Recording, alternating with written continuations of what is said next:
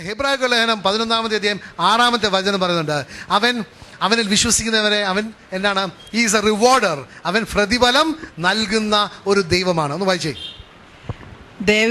ദൈവസന്നിധിയിൽ ശരണം പ്രാപിക്കുന്നവർ ദൈവമുണ്ടെന്നും തന്നെ അന്വേഷിക്കുന്നവർക്ക് അവിടുന്ന് പ്രതിഫലം നൽകുമെന്നും വിശ്വസിക്കണം. അപ്പോൾ അങ്ങനെ അവൻ ഒരു പ്രതിഫലം നൽകുന്ന ദൈവമാണ്.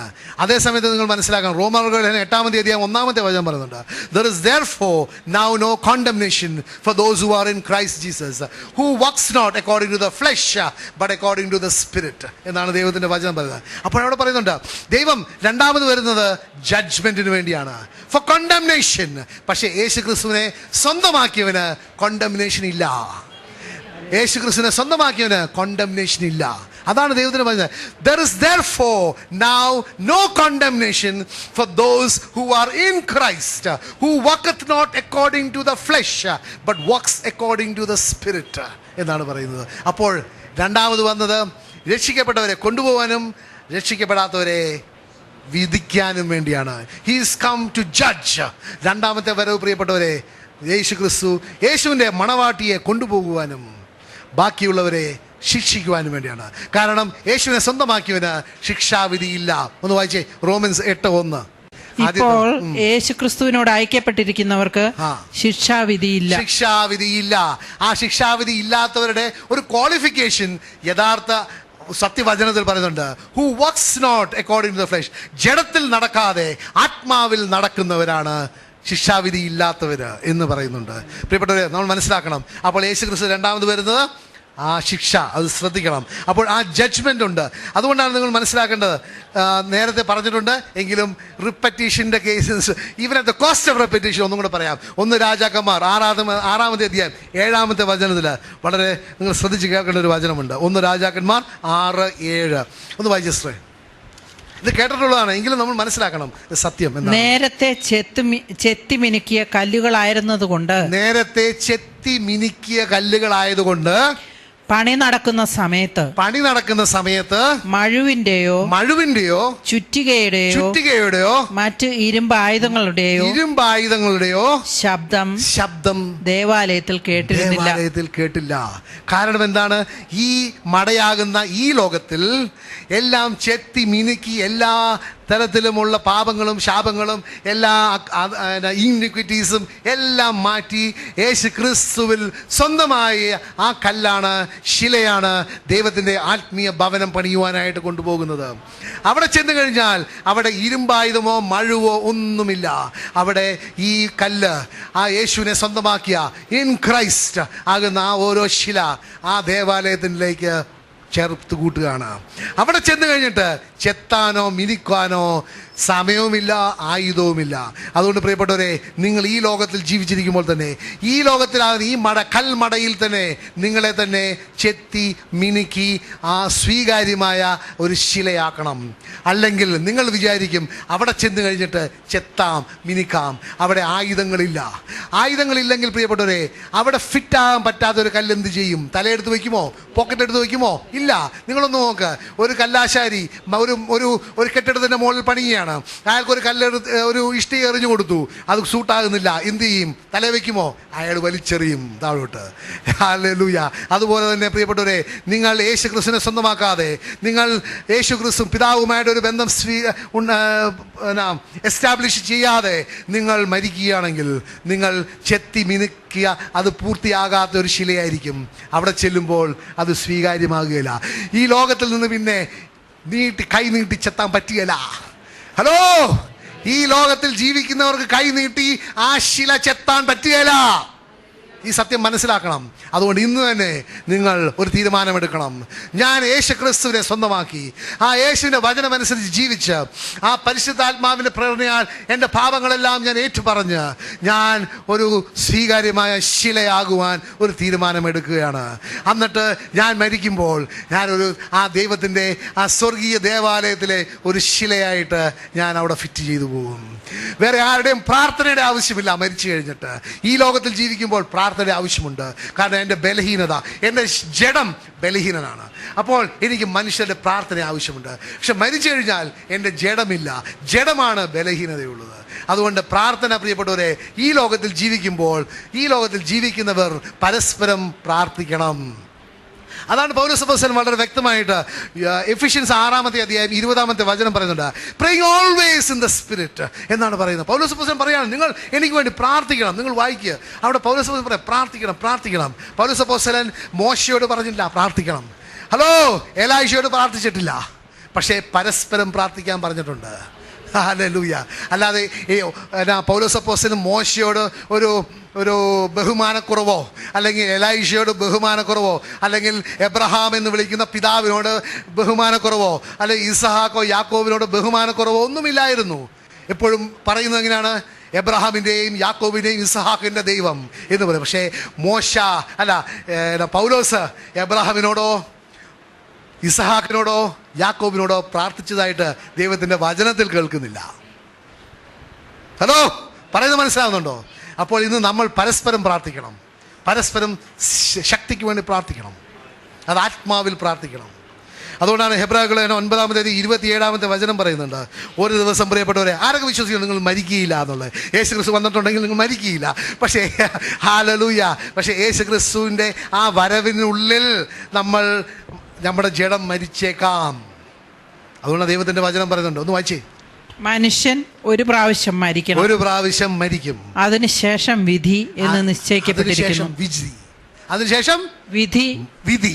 മനുഷ്യൻ ഒരു പ്രാവശ്യം മരിക്കണം, അതിനുശേഷം വിധി. പക്ഷേ റോമൻസ് 8 പറയുന്നുണ്ട്, എന്താണ്? There is therefore now no condemnation for those who are in Christ Jesus. Hallelujah. അപ്പോൾ നമ്മൾ മനസ്സിലാക്കണം, പ്രിയപ്പെട്ടവരെ, നിങ്ങൾ മരിക്കുകയാണെങ്കിൽ, യേശുവിനെ സ്വന്തമാക്കിയിട്ടുണ്ടെങ്കിൽ, പിന്നെ നിങ്ങൾക്ക് വിധിയില്ല. കാരണം എന്താണ്? You already burned with Christ.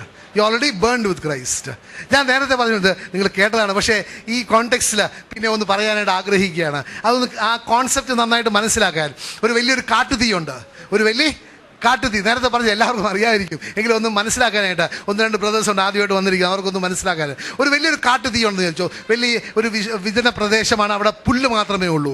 അപ്പോൾ ഞാൻ അവിടെ നിന്ന് നോക്കുമ്പോൾ ഒരു കാട്ടുതീ ഇങ്ങനെ എൻ്റെ ചുറ്റും വരികയാണ്. അപ്പോൾ 3-4 പേരുണ്ട് അവിടെ. അപ്പം ഒരു വ്യക്തി പറഞ്ഞു, ഒരു ഇച്ചിരി ബുദ്ധിയുള്ള ഒരു വ്യക്തി പറഞ്ഞു, നമുക്ക് ആ തീയിൽ നിന്ന് രക്ഷപ്പെടണമെന്നുണ്ടെങ്കിൽ ഒരേ ഒരു കാര്യമേ ചെയ്യാൻ പറ്റുള്ളൂ, നമ്മൾ ഇപ്പോൾ തന്നെ ഇവിടെ ഒരു തീ ഉണ്ടാക്കണം. ഇവിടെ ഒരു തീ ഉണ്ടാക്കി കുറേ സ്ഥലത്ത് കത്തിക്കണം. അത് കത്തിച്ച് കഴിഞ്ഞിട്ടുണ്ടെങ്കിൽ നമ്മൾക്ക് അതിൻ്റെ നടുവെ നിൽക്കാം. അപ്പോൾ മറ്റേ തീ ഇവിടെ വരുമ്പോൾ ഇനി ഇങ്ങോട്ട് വന്ന് കത്താനായിട്ട് പുല്ല് കാണുകയില്ല. അതുകൊണ്ട് നമ്മൾ രക്ഷപ്പെടും. പറയുന്നത് മനസ്സിലാവുന്നുണ്ടോ? അപ്പോൾ നമ്മൾ ഇവിടെ തന്നെ ഒരു തീ ഉണ്ടാക്കി, അവിടെ തന്നെ ആ തീ അത് കത്തിച്ച് കളഞ്ഞ് ഒരു നല്ലൊരു പുല്ലൊന്നുമില്ലാത്ത ഒരു സ്ഥലം ഉണ്ടാക്കി നമ്മൾ അതിന് നടുക്കെ നിൽക്കുമ്പോൾ അവിടെ നിന്ന് കത്തി വരുന്ന ആ തീ അവിടെ ഒന്ന് നിൽക്കും. കാരണം ഇങ്ങോട്ട് കത്താൻ പുല്ലില്ല. പ്രിയപ്പെട്ടവരെ, ഈ ലോകത്തിൽ ജീവിക്കുമ്പോൾ നിങ്ങൾ യേശു ക്രിസ്തുവിനോടുകൂടി മരിച്ചിട്ടുണ്ടെങ്കിൽ പിന്നെ നിങ്ങൾക്ക് വേറെ ഒരു മരണമില്ല. ഈ ലോകത്തിൽ ജീവിക്കുമ്പോൾ യേശു ക്രിസ്തുവിനോടുകൂടെ നിങ്ങൾ മരിക്കുകയാണെങ്കിൽ, if you burn with Christ, then there is no more condemnation for those who are in Christ Jesus. യേശുവിനെ സ്വന്തമാക്കിയതിന് പിന്നെ മരണമില്ല. ഇത് മനസ്സിലാക്കണം. അല്ലാതെ വെറുതെ ഞാൻ യേശുവിനെ സ്വന്തമാക്കി രക്ഷകനും നാഥനും എന്നൊക്കെ പറഞ്ഞിട്ട് പോയാൽ പോരാ. You have to burn. You have to die with Jesus. അതാ റോമാർക്കെല്ലാം പറയുന്നല്ലേ, അല്ലേ? For എന്നാ പറയുന്നത്? If you are united together in his death, you shall also be united together in his resurrection. യേശു ക്രിസ്തു ഉയർത്തെഴുന്നേറ്റതുപോലെ തന്നെ നമ്മൾക്ക് ഓരോരുത്തർക്കും ഉയർന്നെഴുന്നേൽക്കാൻ പറ്റും. അതുകൊണ്ടാണ് റോമാർക്കെല്ലാം പറയുന്നത്, there is therefore now no condemnation for those who are in Christ Jesus. Hallelujah. പിന്നെ നമുക്കറിയാം, യോഹന്നാന്റെ ഈ പലവരും പറയുമോ, യേശു ക്രിസ്തുവിന്റെ ബിസിനസ് എന്തായിരുന്നു? വീഞ്ഞുണ്ടാക്കുമായിരുന്നു. Hello, his business was not wine making. പലരും അത് മാത്രമേ ഇത് മാത്രമേ കേൾക്കുന്നുള്ളൂ. വീഞ്ഞുണ്ടാക്കി അല്ലേ? യേശു ക്രിസ്തു വീഞ്ഞ് ബിസിനസ്സിലല്ലായിരുന്നു. മലയാളത്തിൽ എന്താ പറയുന്നത്? അബ്കാരി ബിസിനസ് അല്ലായിരുന്നു യേശു ക്രിസ്തുവിൻ്റെ. അവിടെ നമ്മൾ ശ്രദ്ധിക്കേണ്ടത് ആ സംഭവത്തിൽ നിന്ന് എന്താണ് മനസ്സിലാക്കുന്നത്? ഒരേ ഒരു കാര്യം, മറിയം പറയാണ്, അവൻ പറയുന്നത് നീ ചെയ്യൂ. Do what he says. അതാണ്, that is the message in that gospel. അല്ലാതെ വീഞ്ഞുണ്ടാക്കി എന്നുള്ളതല്ല. പിന്നെ നമുക്കറിയാം, പിതാവായ ദൈവം ഹല്ലേലൂയ. മർക്കോസ് സുവിശേഷം 9-ാമത്തെ അധ്യായം 7-ാമത്തെ വചനത്തിൽ പിതാവായ ദൈവം ഒരു കൽപ്പന തരികയാണ്, അവനെ ശ്രവിക്കുക എന്ന്. അവനെ ശ്രവിക്കുക, ഹിയർ ഹിം എന്നാണ് പറയുന്നത്. ഇവിടെ നമ്മൾ മനസ്സിലാക്കണം. അപ്പോൾ അവൻ പറയുന്നത് ചെയ്യുന്നത് എവിടെയാണ്? വചനം. അവൻ പറയുന്നത് എന്താണ്? വചനം പറയുന്നത് ചെയ്യുവാനാണ്. മറിയം നമ്മൾ ഓരോരുത്തർക്കും ഒരു കൽപ്പന തന്നിരിക്കുന്നത്, കൽപ്പനയായിട്ട് കൂട്ടുകയാണെങ്കിൽ പിതാവായ ദൈവം പറഞ്ഞിരിക്കുന്നതാണ് ഹിയർ ഹിം, അവൻ്റെ വചനങ്ങൾ ശ്രവിക്കുമെന്നാണ് പറയുന്നത്. ഹല്ലേലൂയ. പ്രിയപ്പെട്ടവർ, നമ്മൾ മനസ്സിലാക്കണം, ആ സാത്താൻ അതുകൊണ്ട് എന്താണ്, അവനറിയാം ഈ വചനത്തിലാണ് രക്ഷ. നമ്മൾ നേരത്തെ കേട്ടില്ലേ, ഇസ് എ പവർ ഓഫ് റോമർ ലേഖനം 1-ാമത്തെ 18-ാമത്തെ 16-ാമത്തെ വചനത്തിൽ കേട്ടല്ലോ അല്ലേ? It is a power of God and salvation. അവനറിയാം നിങ്ങൾ സുവിശേഷത്തെ മുറുകെ പിടിച്ചാൽ നിങ്ങൾ രക്ഷപ്പെടും. സുവിശേഷത്തെ മുറുകെ പിടിച്ച് വിശ്വസിക്കുകയാണെങ്കിൽ രക്ഷപ്പെടും എന്ന് അവനറിയാം. അതുകൊണ്ടാണ് അവൻ കബളിപ്പ് പറയുന്നത്, സുവിശേഷം മാത്രം പോരാ, അത് വേണം, ഇത് വേണം, മറ്റത് വേണം, മറിച്ചത് വേണം എന്നൊക്കെ പറഞ്ഞിട്ട് കബളിപ്പിച്ച് തെറ്റായ രീതി കൊണ്ടുപോയി നിങ്ങളുടെ നാശത്തിനായിട്ടാണ്. പ്രിയപ്പെട്ടവരെ, നിങ്ങൾ മനസ്സിലാക്കണം, ദൈവം പറഞ്ഞത്, പിതാവ് പറഞ്ഞത്, അവൻ പറയുന്നത് ശ്രവിക്കുക. മദർ മേരി എന്താ പറയുന്നത്? Do what he says. വചനം അനുസരിക്കുക, അതാണ് രക്ഷയിലേക്ക് നയിക്കുന്ന ഒരേ ഒരു കാര്യം. അത് മാത്രം മതി പ്രിയപ്പെട്ടവരെ, അല്ലാതെ വേറെ ഒന്നും വേണ്ട. അപ്പോൾ കാരണം എന്താണ്? ഗലാത്യർക്ക് ലേഖനം 5-ാമത്തെ അധ്യായം 4-ാമത്തെ വചനം എന്താ പറയുന്നത്? നിയമാനുസരണത്തിലാണ് നിങ്ങൾ രക്ഷപ്പെടാനെന്ന് നിങ്ങൾ വിശ്വസിക്കുകയാണെങ്കിൽ നിങ്ങൾ കൃപാവരത്തിൽ നിന്ന് വീണു പോകുകയും അല്ലേ? ഒന്ന് വായിച്ചു സിസ്റ്ററെ. നിയമത്തിലാണ് നിങ്ങൾ നീതീകരിക്കപ്പെടുന്നതെന്ന് കരുതുന്നെങ്കിൽ ക്രിസ്തുവിനോടുള്ള നിങ്ങളുടെ ബന്ധം വിച്ഛേദിക്കപ്പെട്ടിരിക്കുന്നു. കൃപാവരത്തിൽ നിന്ന് നിങ്ങൾ വീണു പോയിരിക്കുന്നു. പ്രിയപ്പെട്ടവർ, അതുകൊണ്ട് രക്ഷ എന്ന് പറയുന്നത് യേശു ക്രിസ്തുവിന്റെ വചനത്തിലൂടെ മാത്രമാണ്. പിന്നെ നമുക്കറിയാം, ഹല്ലേലൂയ, നിങ്ങൾ മനസ്സിലാക്കേണ്ട, യോഹന്നാന്റെ സുവിശേഷം 12-ാമത്തെ അധ്യായം 48, 49, 50 വചനങ്ങളൊന്ന് വായിക്കണം. കുറച്ച് സമയമെടുത്താൽ ഇത് തീർക്കണം പ്രിയപ്പെട്ടവരെ. ഒന്ന് വായിച്ചേ. യോഹന്നാൻ 48, 12-ാമത്തെ അധ്യായം, 48, 49, 50. എന്നാൽ എന്നെ നിരസിക്കുകയും എന്റെ വാക്കുകൾ തിരസ്കരിക്കുകയും ചെയ്യുന്നവന് ഒരു വിധികർത്താവുണ്ട്. നമ്മൾ മനസ്സിലാക്കും, ഒരു വിധികർത്താവുണ്ട്. ഞാൻ വിധികർത്താവ് ആരാണ് എന്ന് നിങ്ങൾ മനസ്സിലാക്കണം. ഞാൻ പറഞ്ഞ വചനം തന്നെ അന്ത്യദിനത്തിൽ അവനെ വിധിക്കും. എന്തെന്നാൽ ഞാൻ സ്വമേധയാ അല്ല സംസാരിച്ചത്, ഞാൻ എന്ത് പറയണം, എന്ത് പഠിപ്പിക്കണമെന്ന് എന്നെ അയച്ച പിതാവ് തന്നെ എനിക്ക് കൽപ്പന നൽകിയിരിക്കുന്നു. അവിടുത്തെ കൽപ്പന നിത്യജീവനാണെന്ന് ഞാൻ അറിയുന്നു. അതിനാൽ ഞാൻ പറയുന്നതെല്ലാം പിതാവ് എന്നോട് കൽപ്പിച്ചതുപോലെ തന്നെയാണ്. അപ്പോൾ നമ്മളെ വിധിക്കുന്നത് ആരാണ്? ഹലോ, അവിടെ പത്രോസ് ഒന്നും അല്ല വിധിക്കുന്നത്. ഹലോ, വചനം, യേശു ക്രിസ്തു സംസാരിച്ച വചനമാണ് വിധിക്കുന്നത്. അതുകൊണ്ടാണ് നമ്മൾ മനസ്സിലാക്കാൻ ഭയപ്പെട്ടവരെ, വചനമാണ് നമ്മളെ രക്ഷിക്കാൻ പറ്റുക. വചനം നിഷേധിച്ച് അതിനെ തിരസ്കരിക്കുകയാണെങ്കിൽ അതേ വചനം തന്നെ നമ്മളെ വിധിക്കും. അപ്പോൾ ആരെയാണ് ഭയപ്പെടേണ്ടത്? എന്തിന്റെ ലംഘനമാണ് ഭയപ്പെടേണ്ടത്? നിയമത്തിന്റെ ആണോ? ആചാരമാണോ? അനുഷ്ഠാനമാണോ? പാരമ്പര്യമാണോ? അല്ല. എന്തിന്റെ ലംഘനമാണ് ഭയപ്പെടേണ്ടത്? വചനത്തിന്റെ ലംഘനമാണ് ഭയപ്പെടേണ്ടത്. കാരണം എന്താണ്? നമുക്കറിയാം, യോഹന്നാന്റെ ഗോസ്പൽ നോക്കുകയാണെങ്കിൽ 6-ാമത്തെ അധ്യായം 63-ാമത്തെ വചനം ഒന്ന് വായിക്കോ. ആത്മാവാണ് ജീവൻ നൽകുന്നത്. ശരീരം ഒന്നിനും ഉപകരിക്കുന്നില്ല. ഒരു കാലത്ത് നോക്കുകയാണെങ്കിൽ ദൈവത്തിന്റെ വചനം പറയുന്നത്, യോഹന്നാന്റെ ലേഖനം 4-ാമത്തെ അധ്യായത്തിൽ പറയുന്നത്, ദൈവം എന്താണ്? ദൈവം ആത്മാവാണ്. ദൈവം എന്താണ്? ആത്മാവാണ്. ദൈവം ഒന്നുകൂടെ പറഞ്ഞു, ദൈവം ആത്മാവാണ്. നിയമം ആരാ ഉണ്ടാക്കിയത്? മനുഷ്യൻ. പാരമ്പര്യം, ആചാരം, അനുഷ്ഠാനം ആരാ ഉണ്ടാക്കിയത്? മനുഷ്യൻ. യോഹന്നാന്റെ ലേഖനം 1-ാമത്തെ അധ്യായത്തില്, ലേഖനമല്ല, ഗോസ്പൽ 1-ാമത്തെ അധ്യായം 17-ാമത്തെ വചനം പറയുന്നത് എന്താണ്? നിയമം ആര് വഴി നൽകപ്പെട്ടു? മോശ വഴി നൽകപ്പെട്ടു. കൃപയും സത്യം ആര് വഴി നൽകപ്പെട്ടു? യേശു ക്രിസ്തു വഴി നൽകപ്പെട്ടു. അപ്പോൾ നിയമം ഒരു സൈഡില്, കൃപ മറ്റേ സൈഡില്. വജയ്, ആത്മാവാണ് ജീവൻ നൽകുന്നത്. ശരീരം ഒന്നിനും ഉപകരിക്കുന്നില്ല. വചനമാണ് ജീവൻ നൽകുന്നത്, നിയമം ഒന്നും നൽകുന്നില്ല. നിങ്ങളോട് ഞാൻ പറഞ്ഞ വാക്കുകൾ, ഞാൻ നിങ്ങളോട് പറയുന്ന വാക്കുകൾ ആത്മാവും ജീവനുമാണ്. പിന്നെ നമുക്കറിയാം, ദൈവത്തിന്റെ വചനം പിന്നെ വായിക്കുകയാണെങ്കിൽ, യോഹന്നാന്റെ ലേഖനം വായിക്കുകയാണെങ്കിൽ, ഹല്ലേലൂയ, അവിടെ വളരെ വ്യക്തമായിട്ട് 1 യോഹന്നാൻ 5:12 വളരെ വ്യക്തമായിട്ട് പറയുന്നുണ്ട്, he who has a son has life, he who does not have the son of God does not have life. പുത്രനെ സ്വന്തമാക്കിയവൻ ജീവനെ സ്വന്തമാക്കിയിരിക്കുന്നു, ദൈവപുത്രനെ സ്വന്തമാക്കാത്തവന് ജീവനില്ല. അപ്പോൾ നമ്മൾ മനസ്സിലാക്കണം, ദൈവപുത്രനാകുന്ന ദൈവത്തിന്റെ വചനത്തെ സ്വന്തമാക്കാത്തവന് ജീവൻ ഇല്ല. ഇത് സത്യം മനസ്സിലാക്കണം പ്രിയപ്പെട്ടവരെ. ഹല്ലേലൂയ. അതുകൊണ്ടാണ് മലാഖയെ പ്രവചിച്ചത്. നിങ്ങൾ ശ്രദ്ധിക്കണം, ദൈവത്തിന്റെ വചനം നിങ്ങൾ നിഷേധിക്കുകയാണെങ്കിൽ തീർച്ചയായിട്ടും ദൈവത്തിന്റെ ക്രോധം നിങ്ങളുടെ മുകളിൽ വരും. തീർച്ച 100% ദൈവത്തിന്റെ വചനങ്ങൾ വിശ്വസിക്കാൻ കൊള്ളുന്നതാണെങ്കിൽ നിങ്ങളുടെ മുകളിൽ ശിക്ഷ വരും പ്രിയപ്പെട്ടവരെ. അതുകൊണ്ട് മലാഖയെ പ്രവചന പുസ്തകം 4-ാമത്തെ അധ്യായം 1-ാമത്തെ വചനം വായിക്കുക സിസ്റ്റർ. സൈന്യങ്ങളുടെ കർത്താവ് അരുളി ചെയ്യുന്നു, സൈന്യങ്ങളുടെ കർത്താവ് അരുളി ചെയ്യുന്നു, ചൂള പോലെ കത്തുന്ന ദിനമിതാ വരുന്നു. ചൂള പോലെ കത്തുന്ന ദിനമിതാ വരുന്നു. ഇനി ദൈവം ലോകം നശിപ്പിക്കാൻ പോകുന്നത് വെള്ളം കൊണ്ടാണോ? അല്ല, അല്ല, അഗ്നി കൊണ്ടാണ്. അന്ന് അഹങ്കാരികളും ദുഷ്ടന്മാരും വൈക്കോൽ പോലെയാകും. വൈക്കോൽ പോലെയാകും. ആ ദിനം അവരെ വേരും ശാഖയും അവശേഷിക്കാത്ത വിധം ദഹിപ്പിച്ചു കളയും. ദഹിപ്പിച്ചു കളയും. എന്നാൽ ദൈവത്തിന്റെ വചനമാണ്, ദൈവം സ്നേഹമാണ്. പക്ഷെ ആ സ്നേഹത്തെ തള്ളിക്കളഞ്ഞ് ചവിട്ടിയാൽ ദൈവത്തിന്റെ ക്രോധത്തിന്റെ കീഴിൽ വരും പ്രിയപ്പെട്ടവരെ. വായിക്ക് 2-ാമത്തെ വചനം വായിച്ചേ. എന്നാൽ എന്റെ നാമത്തെ ഭയപ്പെടുന്ന, അപ്പോൾ അവിടെ പറയാണ്, നിങ്ങൾ വൈക്കോല് പോലെയാണ്, അത് അതിന്റെ വേര് പോലും ഇല്ലാത്ത തരത്തിൽ കത്തിച്ചു കളയും. പക്ഷേ എന്നെ സ്നേഹിക്കുന്നവരെ കുറിച്ച് പറയുന്നുണ്ട്. ഇന്ന് നിയമാവർത്തനത്തിൽ പറയുന്ന പോലെ നിങ്ങളുടെ മുമ്പിൽ ഞാൻ ജീവനും മരണവും വെച്ചിരിക്കുകയാണ്. ഹല്ലേലൂയ. അനുഗ്രഹവും ശാപവും വെച്ചിരിക്കുകയാണ്. നിങ്ങൾ ജീവനെ തിരഞ്ഞെടുക്കണമേ എന്ന് പറയാണ്. അപ്പോൾ ഇവിടെ തന്നെ പറയാണ്, മലാഖയെ പ്രവചന പുസ്തകം 4-ാമത്തെ 1-ാമത്തെ വചനം പറയാണ്, ദൈവത്തിന്റെ വചനം നിഷേധിക്കുന്നവർക്ക് സംഭവിക്കാൻ പോകുന്നത് എന്താണെന്ന്. ദൈവത്തിന്റെ വചനം സ്വീകരിച്ചവർക്ക് സംഭവിക്കാൻ പോകുന്നത് 2-ാമത്തെ വചനം പറയുന്നുണ്ട്. എന്നാൽ എന്റെ നാമത്തെ ഭയപ്പെടുന്ന നിങ്ങൾക്ക് വേണ്ടി നീതി സൂര്യൻ ഉദിക്കും. നീതി സൂര്യൻ ഉദിക്കും. അതിന്റെ ചിറകുകളിൽ സൗഖ്യമുണ്ട്. സൗഖ്യമുണ്ട്.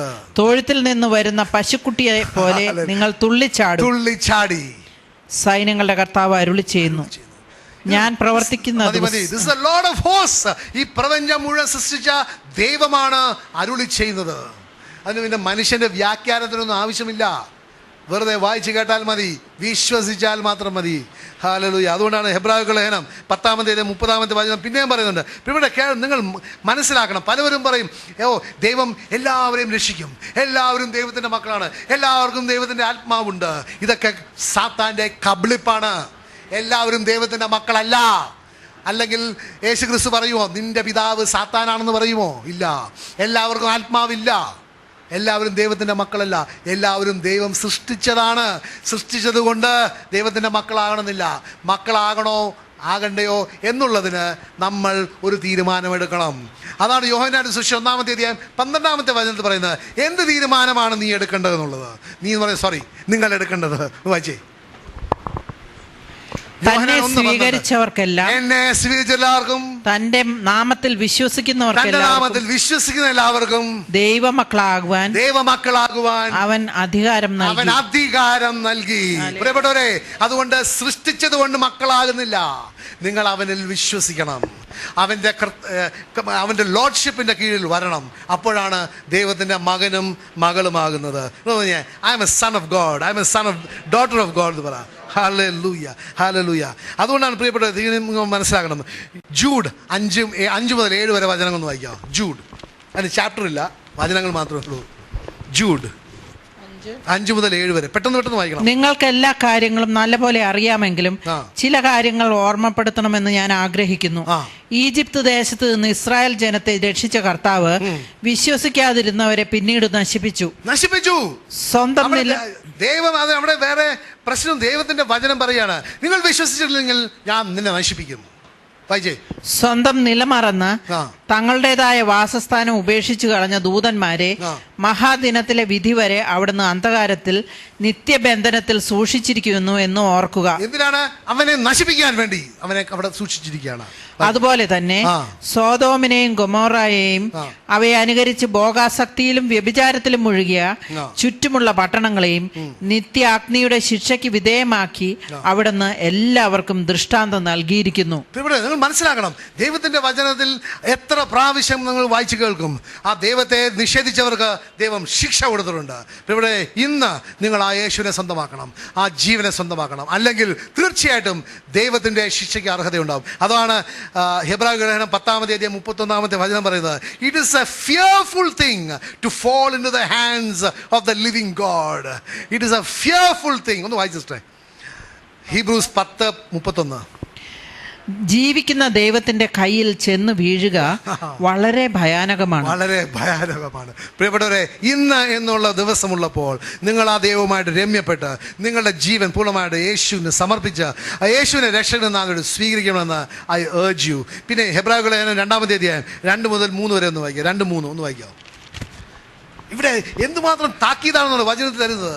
നിങ്ങൾ ഒരിക്കൽ എന്നാ ന്യായസിംഹാസനത്തിന് മുമ്പിൽ നിൽക്കുമ്പോൾ, അയ്യോ ഞാനൊന്നും അറിഞ്ഞില്ല, എൻ്റെ പാസ്റ്റർ എന്നെ ഇങ്ങനെയാണ് പഠിപ്പിച്ചത്, അല്ലെങ്കിൽ അങ്ങനെയാണ് ഞാൻ വിചാരിച്ചത് എന്നൊക്കെ പറഞ്ഞിട്ട് ഒഴിവ് പറയാൻ പറ്റുകയില്ല.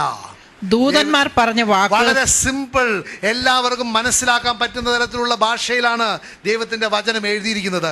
ഒരു തിയോളജിനും ഫിലോസഫറിനും ആവശ്യമില്ല. അവർ ഇത് വളച്ചൊടിക്കാനുള്ളത് മാത്രമാണ്. ദൈവത്തിന്റെ വചനം കൊരിന്ത്യസിൽ പറയുന്നുണ്ട്, the simplicity and the purity in Christ എന്നാണ് പറയുന്നത്. The simplicity and the purity in Christ എന്ന് വായിച്ചേ. ദൂതന്മാർ പറഞ്ഞ വാക്കുകൾ സത്യമാകുകയും നിയമലംഘനത്തിനും അനുസരണയില്ലായ്മയ്ക്കും തക്ക ശിക്ഷ ലഭിക്കുകയും ചെയ്തെങ്കിൽ ഇത്ര മഹത്തായ രക്ഷയെ അവഗണിക്കുന്ന നാം ശിക്ഷയിൽ നിന്ന് എങ്ങനെ ഒഴിവാകുകയില്ല. ശ്രദ്ധിച്ച് കേൾക്കണം പ്രിയപ്പെട്ടവരെ, ദൈവം സ്നേഹമാണ്. പക്ഷെ ആ സ്നേഹത്തെ അവഗണിച്ചാൽ ശിക്ഷയിൽ നിന്ന് ഒഴിവ് ആകുകയില്ല എന്ന് ആര് വേറെ എന്ത് പറഞ്ഞാലും അത് കള്ളമാണ്, അത് നുണയാണ്, അത് നിങ്ങളെ മരണത്തിലേക്ക് കൊണ്ടുപോകാൻ പോവുകയാണ്. ഹല്ലേലൂയ. അതുകൊണ്ട് ഇന്ന് തന്നെ പ്രിയപ്പെട്ടവരെ നിങ്ങളൊരു തീരുമാനമെടുക്കണം. ഞാൻ രക്ഷകനും ജീവനുമായ യേശുവിനെ ഞാൻ സ്വന്തമാക്കാൻ പോവുകയാണ്. അത് യേശുവിൻ്റെ പുറമെ, വചനത്തിന് പുറമെ ഒരു ജീവനില്ല എന്ന് നിങ്ങളൊരു തീരുമാനം എടുക്കണം പ്രിയപ്പെട്ടവരെ. അതുകൊണ്ടാണ് 2 തിമോത്തി പൗലോസ് അപ്പോസ്തലന് എന്ത് കോൺഫിഡൻസ് ആയിരുന്നു. അവൻ ആ വചനം വായിക്കുകയും അതനുസരിച്ച് ജീവിക്കുകയും ചെയ്തതുകൊണ്ട് 2 തിമോത്തി 4-ാമത്തെ അധ്യായം 7-8 വചനങ്ങളിൽ അവൻ പറയുകയാണ്, അവൻ്റെ ജീവിതത്തെക്കുറിച്ച് അവനൊന്ന് ഒരു സമറി എഴുതുകയാണ്. ഇതുണ്ടല്ലോ, എല്ലാം സമറൈസ് എഴുതുകയാണ്. ഒന്ന് വായിച്ചേ. ഞാൻ നന്നായി പൊരുതി എന്റെ ഓട്ടം പൂർത്തിയാക്കി വിശ്വാസം കാത്തു. അല്ലാതെ മറ്റൊക്കെ പറഞ്ഞത് കേട്ട് ഞാൻ വിശ്വസിച്ചില്ല. ഞാൻ എന്റെ ദൈവത്തിന്റെ വചനത്തിൽ വിശ്വസിച്ച് വിശ്വാസം കാത്തു. എനിക്കായി നീതിയുടെ കിരീടം ഒരുക്കിയിരിക്കുന്നു. നീതിപൂർവം വിധിക്കുന്ന കർത്താവ് ആ ദിവസം അതെനിക്ക് സമ്മാനിക്കും. എനിക്ക് മാത്രമല്ല, അവന്റെ ആഗമനത്തെ സ്നേഹപൂർവം ഉറ്റുനോക്കിക്കൊണ്ടിരിക്കുന്ന എല്ലാവർക്കും നീതിയുടെ ഒരു കിരീടമുണ്ട്. നിങ്ങൾ ദൈവത്തിന്റെ വചനം അനുസരിച്ചാൽ മതി. നിങ്ങൾ നന്നായിട്ടൊന്ന് പൊരുതണം. നിങ്ങൾ ആ ഓട്ടം പൂർത്തിയാക്കണം. നിങ്ങളുടെ വിശ്വാസം കാക്കണം. നീതിയുടെ കിരീടം 100% ഗ്യാരണ്ടി. ഹല്ലേലൂയ. അതുകൊണ്ടാണ് 1 യോഹന്നാൻ 2-ാമത്തെ 28-ാമത്തെ വചനത്തിൽ അവിടെ ദൈവം നമ്മളോട് സംസാരിക്കുന്നു. ഒന്ന് വായിച്ചേ. 1 യോഹന്നാൻ 2:28. അവൻ പ്രത്യക്ഷനാകുമ്പോൾ നമുക്ക് ആത്മധൈര്യം ഉണ്ടാകാൻ അവന്റെ മുമ്പിൽ ലജ്ജിക്കാതിരിക്കാനും വേണ്ടി അവനിൽ വസിക്കുവിൻ.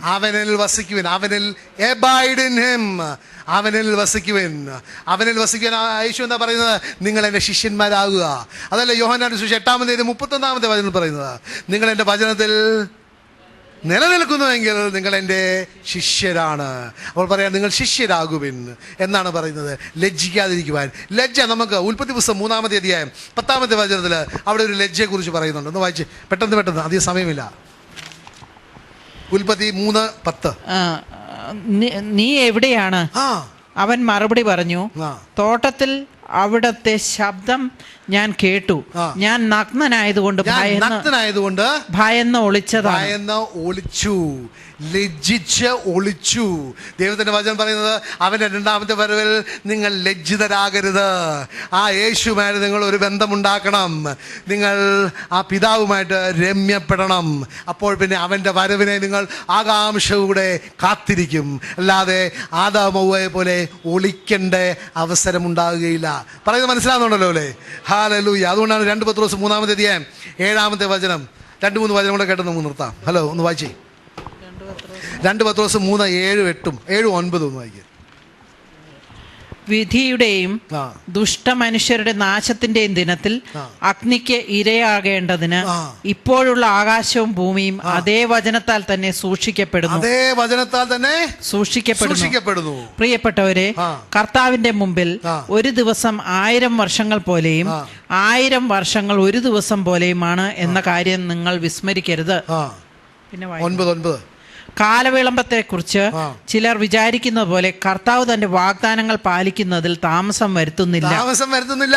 ആരും നശിച്ചു പോകാതെ എല്ലാവരും അനുതപിക്കണമെന്ന് അവിടുന്ന് ആഗ്രഹിക്കുന്നത് കൊണ്ട് നിങ്ങളോട് ദീർഘക്ഷമ കാണിക്കുന്നുവെന്നേ ഉള്ളൂ. പക്ഷേ പ്രിയപ്പെട്ടവരെ, ആ ക്ഷമ don't stretch it too much. ഏത് എലാസ്റ്റിക്കും വലിച്ചാൽ ഒരു സമയം കഴിയുമ്പോൾ പൊട്ടും, അല്ലേ? Don't test God. അവനെ പരീക്ഷിക്കണ്ട.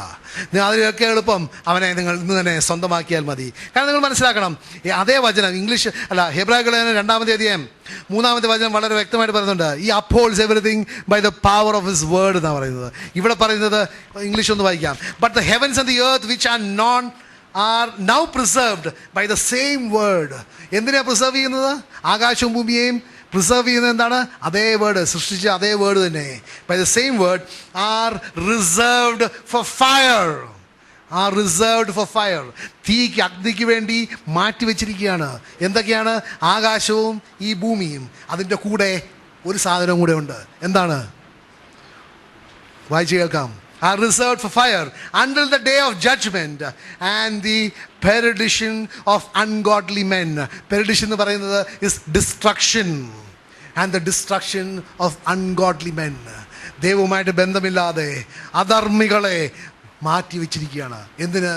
ആ അഗ്നിയിലൂടെ നശിപ്പിക്കുവാൻ. പ്രിയപ്പെട്ടവരെ, നമ്മളാരും ആ നാശത്തിൽ നമ്മൾ പങ്കുകാരാകരുത്. അതിനുപരി റോമൻസ് 8:1 പറയുന്നത് പോലെ there is therefore now no condemnation for those who are in Christ who walk not according to the flesh but according to the Spirit. അതുകൊണ്ട് ഒരു വചനം കൂടെ അവസാനം ലൂക്കായുടെ സുവിശേഷം 12-ാമത്തെ അധ്യായം 15 മുതൽ 21 വചനങ്ങൾ വായിക്കുകയാണെങ്കിൽ അവിടെ പല കാര്യങ്ങൾ പറയുന്നുണ്ട്. സിസ്റ്റർ 20-ാമത്തെ വചനം ഒന്ന് വായിക്കാവോ? ഇത് നമ്മൾ മനസ്സിലാക്കണം പ്രിയപ്പെട്ടവരെ. കാരണം ഇന്ന് മനുഷ്യൻ പാഞ്ഞ് ഓടുന്നത് സമ്പത്തിൻ്റെ പുറകെയാണ്. കാരണം ദൈവം പറഞ്ഞിരിക്കുന്ന എല്ലാം സമ്മറൈസ് ചെയ്യുകയാണെങ്കിൽ യേശുക്രിസ്തു പറഞ്ഞുകൊണ്ട് നിങ്ങൾക്ക് മാമോനെയോ യേശുവിനെ രണ്ടുപേരെയും ഒരുമിച്ച് സേവിക്കാൻ പറ്റുകയില്ല. You cannot serve God and mammon. ഒന്നുകൂടെ വായിച്ചേ. എല്ലാ അത്യാഗ്രഹങ്ങളിലും നിന്ന് അകന്നിരിക്കുകയും ചെയ്യുവിൻ. മനുഷ്യജീവിതം സമ്പത്ത് കൊണ്ടല്ല ധന്യമാകുന്നത്. അത് കഴിഞ്ഞ് വായിക്കുകയാണെങ്കിൽ നമുക്ക് ഒരു ധനികനെ കുറിച്ചാണ് വചനം പറയുന്നത്. നിങ്ങൾ ലൂക്കാ 12:15 മുതൽ 21 വരെ വായിക്കുകയാണെങ്കിൽ, സമയമില്ലാത്തതുകൊണ്ട് 1-2 വചനങ്ങൾ വായിക്കാം. 20-ാമത്തെ വചനം, അങ്ങനെ വളരെ സമ്പത്തിന്റെ പോയ ഒരു വ്യക്തിയോട് യേശു പറയുകയാണ്. ദൈവം അവനോട് പറഞ്ഞു, ഭോഷ, ഈ രാത്രി നിന്റെ ആത്മാവിനെ നിന്നിൽ നിന്ന് ആവശ്യപ്പെടും. അപ്പോൾ നീ ഒരുക്കി വെച്ചിരിക്കുന്നവ ആരുടേതാകും? നീ കള്ളത്തരം ചെയ്തും കബളിപ്പിച്ചും യേശുവിനെയൊക്കെ നിഷേധിച്ചും മനുഷ്യന്റെ പ്രീതിയൊക്കെ തേടി കള്ളത്തരമൊക്കെ ചെയ്തുണ്ടാക്കിയ സമ്പത്ത് ബാക്കി വായിച്ചേ, ആരുടേതാകും? ഇതുപോലെയാണ് ദൈവസന്നിധിയിൽ സമ്പന്നനാകാതെ, ഇതുപോലെ തന്നെയാണ് ദൈവസന്നിധിയിൽ സമ്പന്നനാകാതെ തനിക്ക് വേണ്ടി സമ്പത്ത് ശേഖരിച്ച് വെക്കുന്നവനും. അതുകൊണ്ടാണ് പ്രിയപ്പെട്ടവരെ ദൈവം പറയുന്നത്, what does it profit a man if he earns or gains the whole world but suffers the loss of his own soul? What will he give in exchange for his soul? എന്നായിരിക്കുന്നത്. ഈ ലോകം മുഴുവൻ നേടിയാലും അവൻ്റെ ആത്മാവ് നഷ്ടപ്പെട്ടാൽ എന്ത് പ്രയോജനം? പ്രിയപ്പെട്ടവരെ, നിങ്ങളുടെ മക്കൾക്ക് വേണ്ടി അവരുടെ മക്കൾക്കും അവരുടെ മക്കളുടെ മക്കളുടെ മക്കൾക്കും തിന്നാലും കുടിച്ചാലും തീരാത്ത തരത്തിലുള്ള സമ്പത്ത് നിങ്ങൾ ചിലപ്പോൾ ഉണ്ടാക്കിയിരിക്കും. പക്ഷെ അവർ സമ്പത്ത് അനുഭവിക്കുമ്പോൾ നിങ്ങൾ അവിടെ പല്ലുകടിക്കുകയായിരിക്കും. പല്ലുകടിക്കുകയായിരിക്കും. ഏതാണ് വേണ്ടത്? പ്രിയപ്പെട്ടവരെ, നിങ്ങളിന്നൊരു തീരുമാനമെടുക്കണം. ഇന്ന് ആ ധൂർത്തപുത്രൻ ഒരു തീരുമാനമെടുത്തതുപോലെ അവൻ മനസ്സിലാക്കി, ഇതല്ല എൻ്റെ സ്ഥലം എൻ്റെ പിതാവിൻ്റെ ഭവനത്തിലാണ്, അല്ലാതെ ഈ പന്നിക്കൂട്ടത്തിലല്ല എന്നൊരു തീരുമാനമെടുക്കുക. അതുപോലെ തന്നെ പ്രിയപ്പെട്ടവരെ, ഇന്ന് നിങ്ങളൊരു തീരുമാനമെടുക്കണം. എൻ്റെ സ്ഥലം ഈ ലോകത്തിലല്ല. ഞാൻ ദൈവത്തിൻ്റെ ഒരു സ്ഥാനപതിയാണ്. ഞാനിവിടെ താൽക്കാലിക ഒരു ജോലിക്ക് വേണ്ടി വന്നിരിക്കുകയാണ്. ആ ജോലി ദൈവരാജ്യത്തിൻ്റെ ക്ഷേമത്തിനുള്ളതാണ്. ഞാൻ തിരികെ പോകേണ്ടവനാണ്. ഞാനൊരു കണക്ക് കൊടുക്കേണ്ടവനാണ്. അതുകൊണ്ട് ഞാനൊരു തീരുമാനമെടുക്കുകയാണ്. ഞാൻ ഈ ലോകത്തിലെ ആ മോഹങ്ങളെയൊക്കെ മാറ്റി ഞാൻ ആ യേശു ക്രിസ്തുവിനെ ഞാൻ സ്വന്തമാക്കാൻ പോവുകയാണ്. അവൻ്റെ വചനമനുസരിച്ച് ജീവിക്കുവാൻ ഒരു തീരുമാനമെടുക്കുകയാണ്.